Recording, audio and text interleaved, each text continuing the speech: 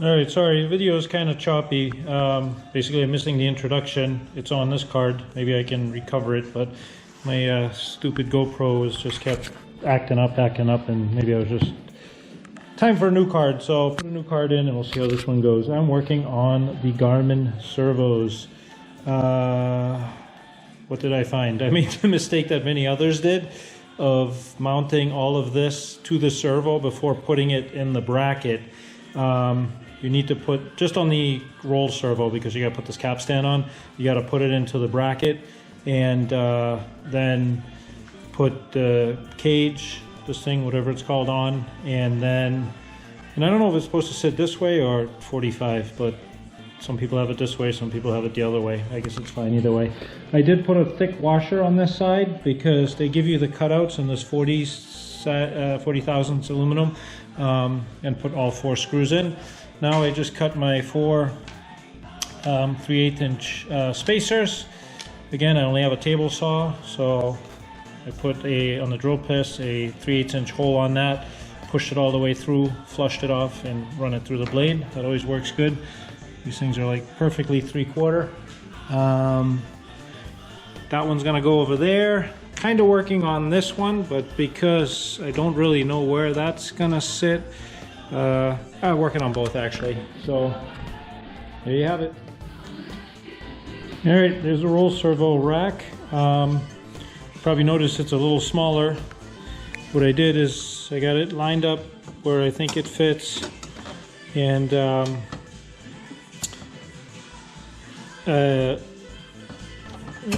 sits on there. So the idea is it's supposed to be 3/8 of an inch away from the cable. I made that up because the capstan, the front of the roll servo is flush with this. I'll show you in a minute.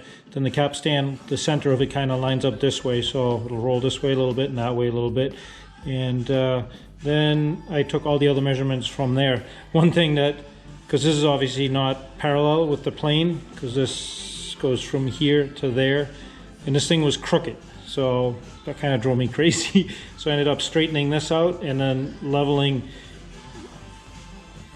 This is basically straight with the plane, like this is perpendicular to the center line, and I cut the rest of the metal off that we don't need, and then basically made this straight too, so it just doesn't look crooked when it sits on top of the center tube, the frame tube there.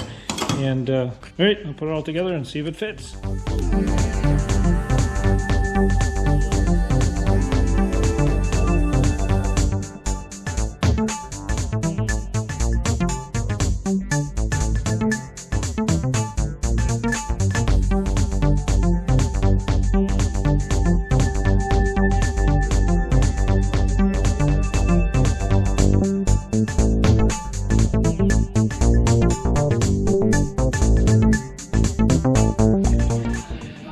That came out really cool. Happy with that. And I put these, well, that's how they say to put them in upside down. That certainly is a lot easier than finagling a washer and the nut on the bottom. These ones I put this way because they won't have to deal with trying to screw the nut on there or the washer. Like this, you have to cut it and what have you. This thing's like rock solid. Underneath here, I forgot to mention, but those are 5/16 spacers, and then these are 3/8. Don't really know why you couldn't just make all of them 3/8 to keep the hardware the same, but whatever, it is what it is. It actually fits without these spacers, but I'm not sure how high this is supposed to be above the, the other cable. But anyway, one more thing, the seat clears no problem. Let me see if I can show that.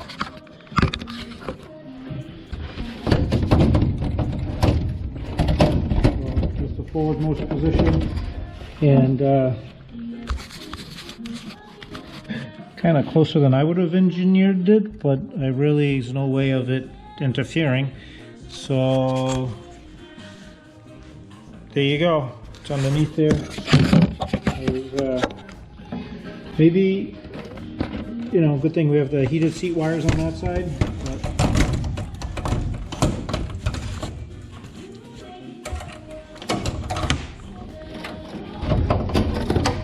Alright, so we're good with that.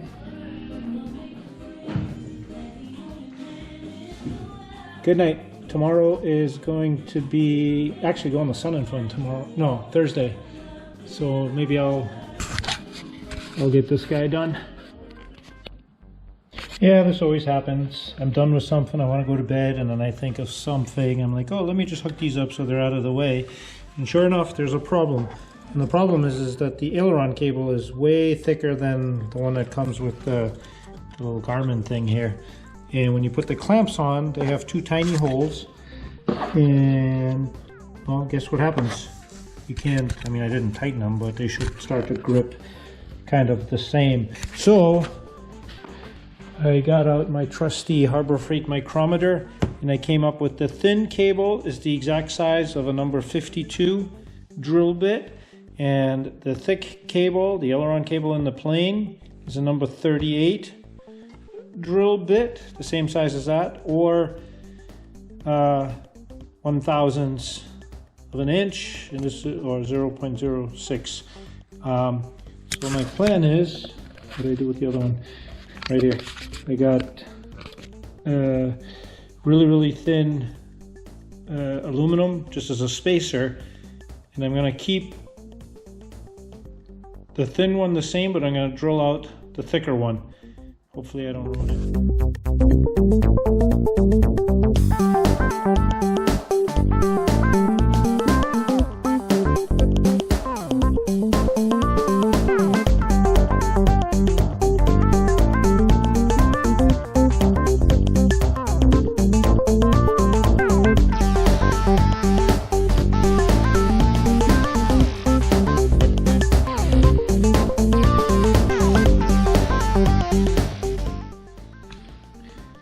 I kind of think I'm on the right track, but maybe my spacer, I know without the big cable in it, when I tightened this, it did tighten on it, so yeah, but there's still a good sized gap, so maybe I need to do a smaller spacer, or yeah, I mean, this is definitely a little bit tighter than it was. I kind of just have to find the sweet spot.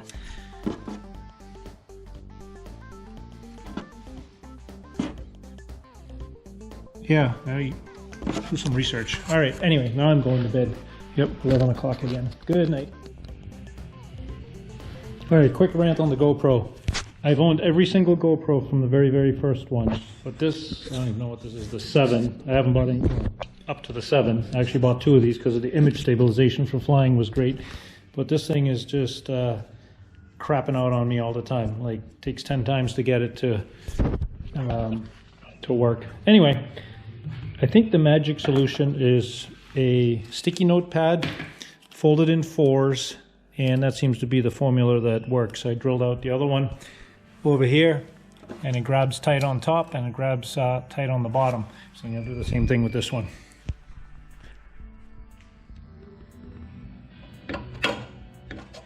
That worked good. They both seem to be tight.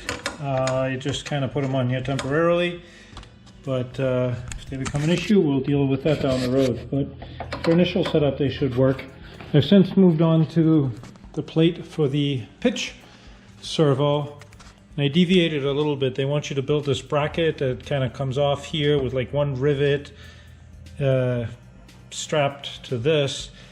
I just took a 3/4 inch clamp and put it around that and lined this up with it. That one's going to go underneath, and put these in, so I'm going to put that in now. But I also shortened it a little bit. I did keep it long enough so the overhang is on the brace, so if there's torque from the servo, it's not going to push the clamp down. That was a thought that I had, that maybe that's the reason they have you put that up there, but I have this extended too, so it braces itself on the chassis tube, the cage tube, and back here, and then I just cut the excess off, and I made these little notches so it kind of matches that because it looks cool and it saves weight. Once I figure out where the servo goes, might put some lightning holes underneath too. That's what those red circles are for.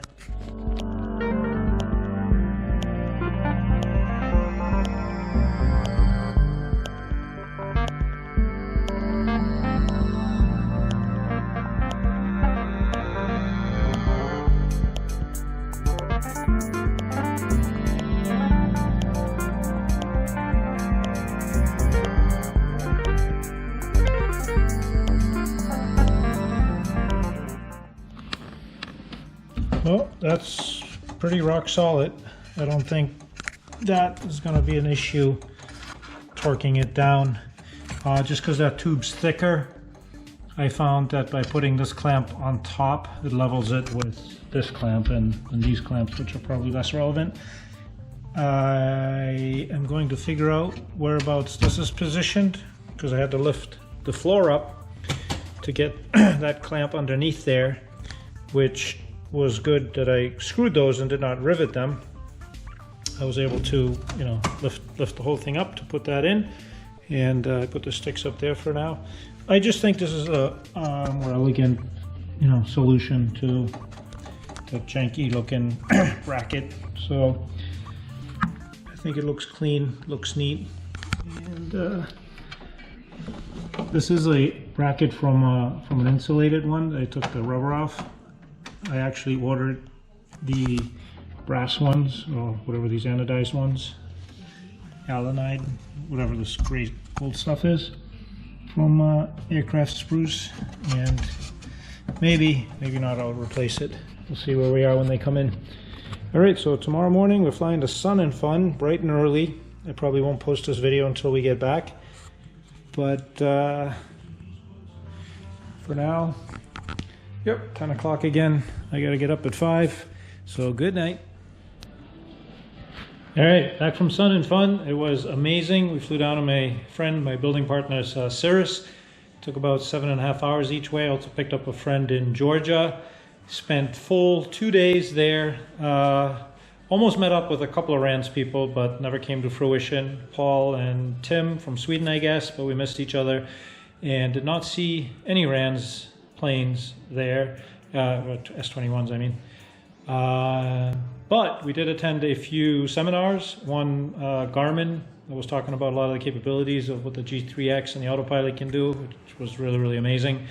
George did an amazing job selecting the components for our build, and I'm really, really happy with that.